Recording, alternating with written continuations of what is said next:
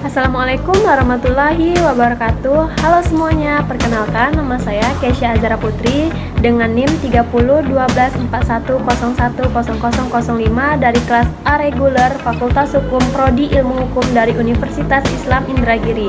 Presentasi ini saya sampaikan untuk memenuhi tugas mata kuliah Hukum Pidana yang diampu oleh Ibu Dr. Fitri Wahyuni SH.MH. Nah, pada kesempatan ini saya akan memaparkan materi mengenai residip. Apa itu residip? Mau tahu? Mari dengarkan materi dari saya.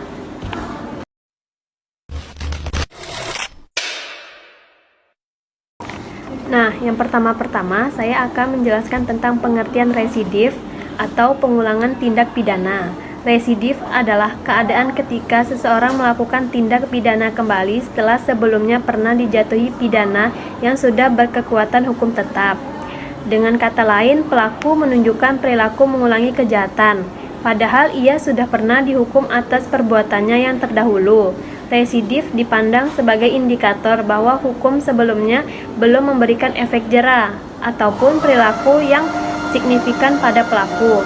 Dalam perspektif hukum pidana, residip merupakan keadaan yang memperlihatkan bahwa pembinaan atau pemasyarakatan terhadap pelaku belum berhasil mencapai tujuannya.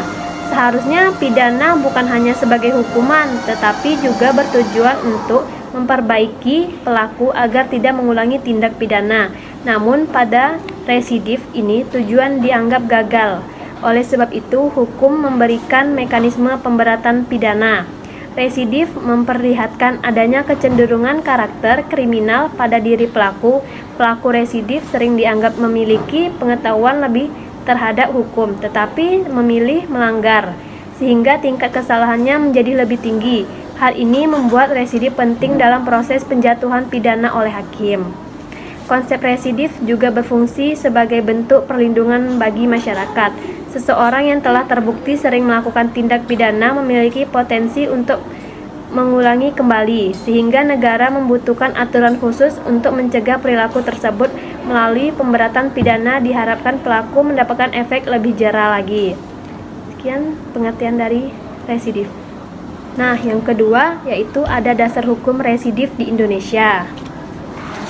Dasar hukum residip di Indonesia tuh yang pertama ada batas waktu terjadinya residip, yaitu hukum menentukan bahwa residip hanya berlaku bila melakukan mengulangi tindak pidana dalam jangka waktu tertentu setelah pidana sebelumnya. Misalnya nih, seseorang tidak dapat disebut residivis apabila ia melakukan tindak pidana lagi setelah waktu yang sangat lama berlalu. Tujuannya adalah untuk memastikan bahwa pengulangan tersebut benar-benar menunjukkan kecenderungan kriminal. Yang kedua, jenis tindak pidana yang jika diulangi menimbulkan residif. Tidak semua tindak pidana jika diulangi otomatis dianggap residif. KUHP hanya menetapkan tindak pidana tertentu, misalnya pencurian, penggelapan, penipuan, penganiayaan, dan tindak pidana tertentu lain yang memiliki karakter meresahkan dan sering berulang. Yang ketiga, ketentuan mengenai pemberatan pidana.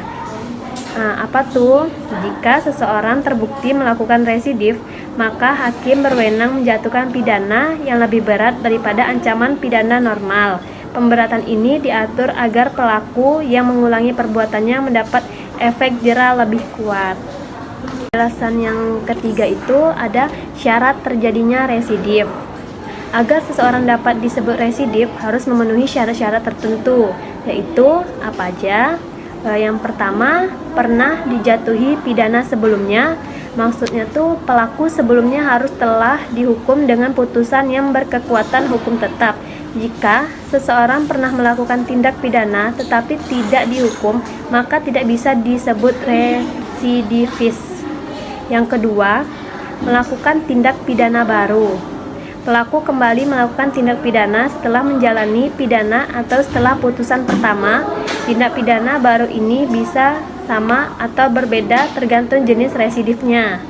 Yang ketiga, pengulangan dilakukan dalam batas waktu tertentu. Harus ada jarak waktu yang diatur dalam KUHP. Misalnya dalam waktu beberapa tahun setelah menjalani hukuman yang pertama. Jika pengulangan terjadi di luar batas waktu, maka tidak termasuk residif. Yang keempat, yang terakhir, tindak pidana yang dilakukan termasuk tindak pidana yang diatur sebagai residif. Yaitu jenis tindak pidana tertentu saja yang dapat menimbulkan residif, misalnya pencurian, penipuan, penggelapan, dan lain sebagainya.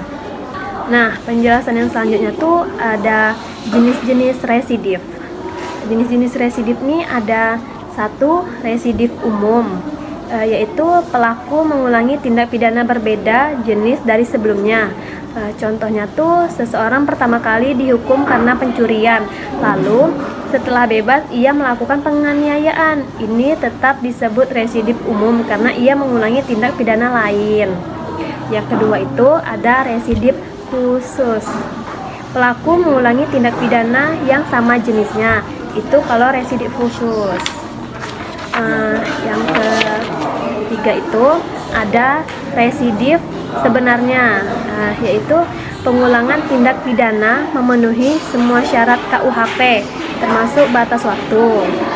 Yang keempat itu ada residif tidak sebenarnya, yaitu maksudnya nih kayak pengulangan terjadi tetapi tidak memenuhi batas waktu sehingga tidak dikenai pemberatan pidana. Nah, yang selanjutnya penjelasannya tentang akibat hukum residif. Akibat hukum residif ini ada yang pertama pemberatan pidana atau pidana lebih berat, yaitu pelaku residif dapat dijatuhi pidana lebih berat daripada ancaman pidana normal. Misalnya nih kayak jika ancaman pidana pencurian maksimal 5 tahun, maka karena residif hakim dapat menaikkan pidana tersebut sesuai ketentuan pemberatan dalam KUHP. Ini menunjukkan bahwa residif dianggap lebih berbahaya. Yang kedua, penilaian kriminologis yang lebih buruk, yaitu pelaku residif ini bisa dianggap tidak memiliki rasa tanggung jawab, tidak jera, memiliki kecenderungan berulang, melakukan kejahatan, berpotensi mengancam masyarakat. Itu kalau penilaian kriminologis yang lebih buruk. Penjelasan yang selanjutnya, yang ketiga, yaitu ada membatasi hak-hak hukum tertentu. Dalam beberapa kasus, residif dapat kehilangan yang pertama kesempatan mendapat pidana ringan, remisi tertentu, yang terakhir pembebasan bersyarat lebih cepat. Contoh kasus yang pertama tuh gini, misalnya seorang pria bernama si A nih pernah dijatuhi pidana selama 8 bulan karena melakukan pencurian telepon genggam di sebuah minimarket. Setelah bebas, berselang waktu 10 bulan lah, si Ani kembali lagi melakukan pencurian motor di lingkungan perumahannya. Karena pelapor dan A berhasil ditangkap dengan barang bukti, nah kasus ini kemudian masuk ke proses pengadilan dan hakim. Pertimbangan bahwa si Ani adalah residip khusus yang seperti saya jelaskan sebelumnya, karena mengulangi tindak pidana dalam waktu yang masih masuk batas residif. Nah, analisis dari kasus ini, yang pertama, syarat residif terpenuhi karena si A pernah dihukum sebelumnya. Yang kedua, ada melakukan tindak pidana baru, yaitu pencurian lagi. Yang pertama kan pencurian telepon genggam. Yang kedua, dia ini melakukan pencurian sepeda motor di lingkungan rumahnya. Yang ketiga tuh masih dalam batas waktu kurang lebih dari 5 tahun. Jenis tindak pidana masih sama, yaitu pencurian dan pencurian lagi. Karena itu, A dapat dikenai pemberatan pidana sesuai pasal residif. Nah, tadi kan contoh kasus yang pertama tentang pencurian. Kalau ini contoh kasus yang kedua tentang penipuan. Jadi gini, seorang wanita tuh bernama si R. Anggap aja lah namanya R.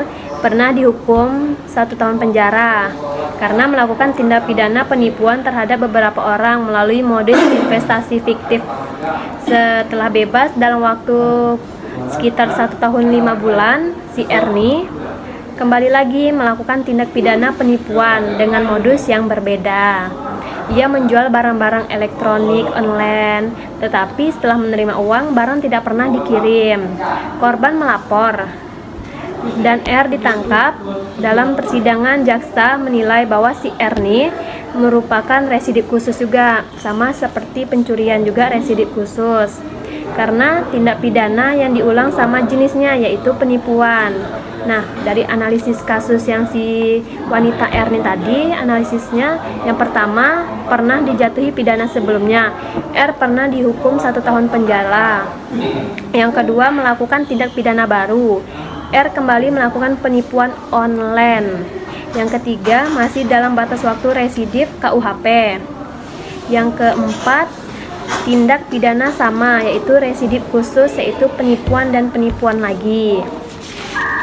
Saya menjelaskan mulai dari pengertian, terus mulai dasar hukumnya, jenis-jenisnya, dan segala macam, dan sampai ke contoh kasusnya. Di sini saya akan menyimpulkan tentang residip itu.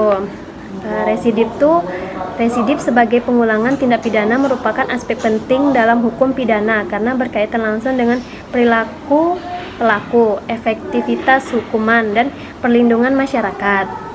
Konsep ini menunjukkan bahwa tidak semua pelaku kriminal dapat berubah hanya dengan satu kali pemidanaan, sehingga diperlukan pengaturan khusus untuk menyikapi pengulangan tersebut. Melalui pengaturan batas waktu, jenis tindak pidana, pemberatan pidana, dan klarifikasinya, KUHP memberikan pedoman lengkap bagi hakim dalam menilai tingkat kesalahan pelaku residif. Dengan demikian, proses peradilan dapat berjalan secara adil dan profesional. Pada akhirnya, pemahaman tentang residip tidak hanya tentang penting bagi pelaku hukum dan aparat penegak hukum, tetapi juga bagi masyarakat sebagai bentuk edukasi mengenai bagaimana hukum bekerja dalam menghadapi pelaku yang berulang kali melanggar hukum.